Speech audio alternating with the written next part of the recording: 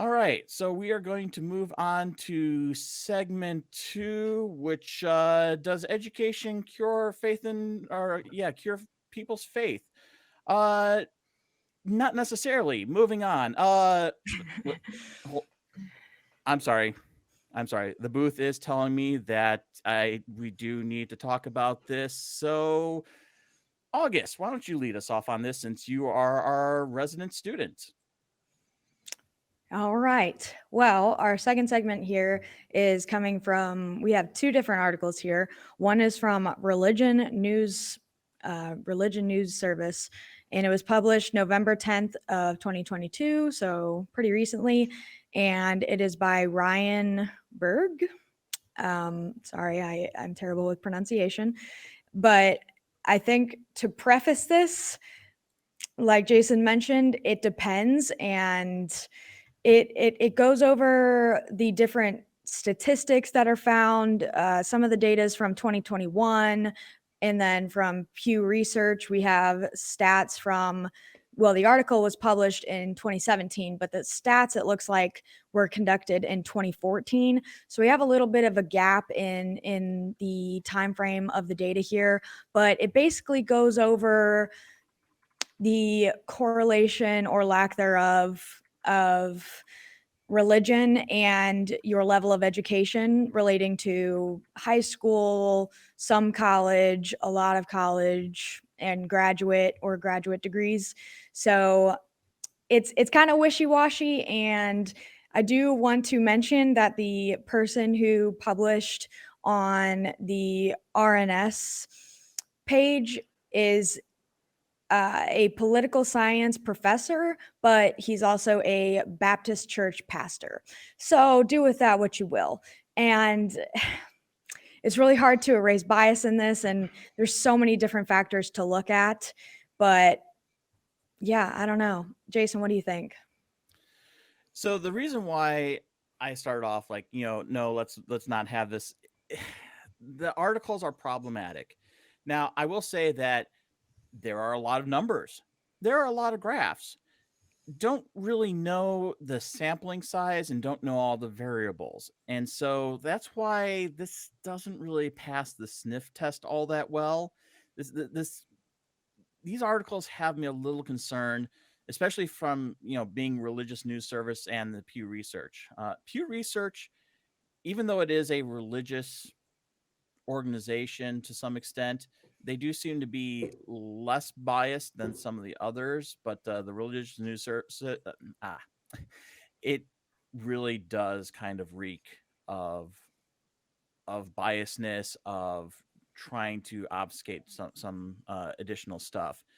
And yeah, as August pointed out, one article was from this year. That was the Religious News Service. The other one from Pew Research was from 2017. And so having that 5.5 year difference where we have vastly conflicting conclusions and all that, it's again, I have no idea where all this is coming from. And so when you read the first article, is it saying that atheists actually are big old dummies because a lot of them don't have the higher degrees allegedly? And no, that's not the conclusion you can come from this, because I have known a lot of smart people. I've also known a lot of not so smart people who are atheists, and it's like any walk of life. It's completely dependent upon where they're at. But Cindy here actually went a little bit deeper, and I want to hear what she has to say about some of the things that she found. Yeah, so personally, I will go with the one sentence from the 2017 article. It says, and the new analysis of Pew Research Center surveys shows that the relationship between religion and education in the United States is not so simple. And I think that's the most important point to make here. We're always trying to make easy connection, easy conclusions, easy arguments, but yeah, life doesn't work that way. Uh, atheists need to live uh, outside those dumb statements like theists are crazy, theists are stupid, theists are lazy thinkers. Those generalizations will lead us nowhere, and that goes also for the theists towards us. But regarding those specific studies, it's hard to draw definitive conclusions in a country where there is still a stigma around admitting you're an atheist. So we, we we can be sure about those numbers as it was declarative. People were saying, yes, I'm an atheist, yes, I'm a believer, etc. So we know by definition that in the US, part of the population will not say that they're an atheist if they're not out um, with their family and friends. And so that skews the data already. Then there's the uh, geographic involved when we know for a fact that religiosity is higher in rural areas, which also tend to be less educated.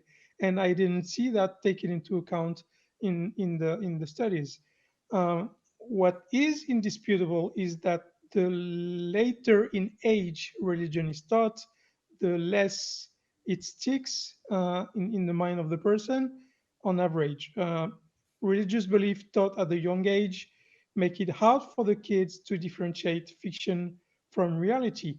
And for that, I linked down below a couple of studies that shows that this is the case and how and why. How they managed to show some correlation between the religiosity at age 5 to 6 and the ability to differentiate characters and events uh, to know whether they are fiction or real. And there's a good reason for that.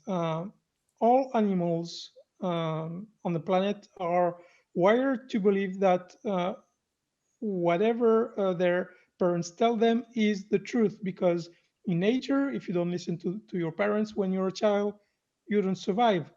And this is what causes our collective attraction to strong men. There's a reason why um, people who project a strong image are get so much reverence, like Trump did, like all the dictators, and that leads to authoritarianism. And God is just one step further. He's the strongest father figure possible.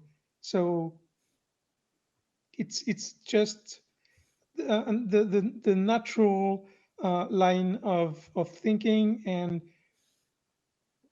and we can't make any assertion on the intelligence of the person because of that, because it's so much deeply wired in our brain that we cannot say, okay, because you believe in a god, then you're stupid, or because you're educated, then you shouldn't be believing. There are too many thought patterns involved in this to be able to draw such conclusions. Yeah, Cindy, and you said something that I want to just parrot, a thousand times, and I don't know if I've brought up in every show, but I know I brought it up in a lot of shows.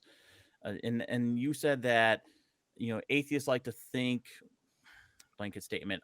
Some atheists like to think that people with religious thinking, that they're lazy, that they're stupid, and that is so far from the case. That is so far from the case. You cannot not assume that just because you call yourself an atheist, just because you have the beliefs of no God, and you try to look at the world objectively, does not make you the arbiter of reason. I don't consider myself the arbiter of reason. I have made mistakes. I continue to make mistakes. I try to make myself better for the next time around. And I think that anybody who says, oh, this person is lazy, this person is dumb, this person is this, that, and the other thing, that they really need to take a look at themselves to figure out where that is coming from so that they can say, oh, that's a mistake. I should not be making that again. So I just really wanted to highlight that because that is such a very, very important thing. August, what else you got for us? Well, I want to say that maybe the second most important point is something that is drilled into every STEM major that goes into college. Correlation does not equal causation. And what that means is that before you look at any data, just because things are related or seem to be caused by one another does not mean that they are necessarily caused by each other. They could be, but they could also not be. And so you can't say, oh, well, these two things are related, therefore we can conclude that one causes the other. No, you have to prove that it's caused by the other. So for example, they say, oh, ice cream sales go up in the summer. Well, so do deaths by drowning. Therefore, eating ice cream causes drownings. Or if you consider the factors, obviously we can see that that's nonsense. That's one of the more extreme examples of just because you eat ice cream doesn't mean you're going to drown. It's that ice cream sales go up in the summer, and so do the counts of drowning because in the summer it's warmer, people are swimming, etc. So just because two things seem to be caused by one another does not mean they are. And I think that's the second most important point. And just off of the top of my head, as I was reading this, I was just screaming this phrase over and over in my head. And just off the top of my head, here's a few things that I think were not included in this that definitely need to be considered before you can say one is caused by the other. So one thing was that people with more money are probably more likely to get an education. So are we looking at the socioeconomic demographics as well? Because that can play a part. And what kind of college educations are we talking about here? Are we talking about psychology majors? Are we talking about physics majors? Are we talking about math majors, business administration, something of that effect? Those are vastly different. And some of those educations, while I there's nothing wrong with getting an art history major or becoming a teacher, having education and education and education. But at the same time, we can't put that at the same, I don't think it's fair to put that on the same playing field as, and also theocracy can also be taught as a college major too. So Ken we can Holman consider and that. his PhD. Right. And then I also think that there are plenty of private universities, at least in the United States, that are religious, in which you have to take a certain amount of credit hours in religious studies in order to graduate. Like that's the requirement of some of these private schools. So if we're talking about that, we also have to consider who are the people teaching these classes. Let's say someone is teaching a science class, but they are devoutly Christian. Are they going to leave out the certain aspects or maybe push something about some kind of higher power doing it? Who knows, So I think that's definitely a factor. We also have to, like Cindy mentioned, we have to consider age. When were they taught about religion? Did they grow up in it? Did they find it later? When did they graduate from college? I know several people that are in their mid to late 30s that are in college right now. So are we considering that? There's also the fact that so many of these people who study these really intensive science or STEM programs, they will just say, well, okay, I believe in evolution, or I accept evolution, actually, is what I've heard other people say, and I like that better.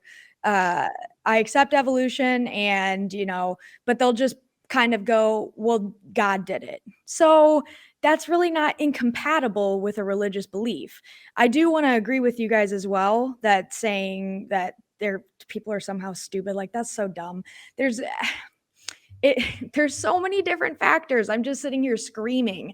I did find another article too, and this one just made me so angry because it was talking of it's a clearly religious website, and I think it's like the freedom and what is it? the tradition, family, and property. Gotta love it. They were saying that compared to their unchurched peers, youth who are involved in religious organization take tougher courses, get higher grades and test scores, and are less likely to drop out of high school. Wow, congrats. Or it's that religious parents can be more strict. It's that these kids are getting more proper education because a lot of religious people also tend to be kind of wealthy and they can afford to put the kids in private schools that can sometimes give those harder classes and can push their kids and threaten with a heavenly sky daddy that if you don't get a good grade on this test, he's going to smite you. Like, what are we talking about here? There's too many factors. I think this is a dangerous article for people who don't know what correlation versus causation is. And I'm not saying there's not a causal relationship. There definitely could be. But what I'm saying is that from even though there's so many numbers and it's so convincing, we can't take this and say there is some sort of causation here. We need more data, and there's too many factors, and I don't even think we can begin to cover them all. Yeah. So as we get August back, Cindy, give us something really quick, and then we are going to have to move on. Yeah, I just wanted to respond to what August just said about this paper she added. It's pretty obvious from the religious perspective that atheists just want to sin, and so if there's a tendency to drop out from atheists when they get to high school, maybe it's because that's the time when we all start doing drugs, sex, alcohol, rock and roll, and all those very, very bad and hidden things. So that's probably one of the reasons.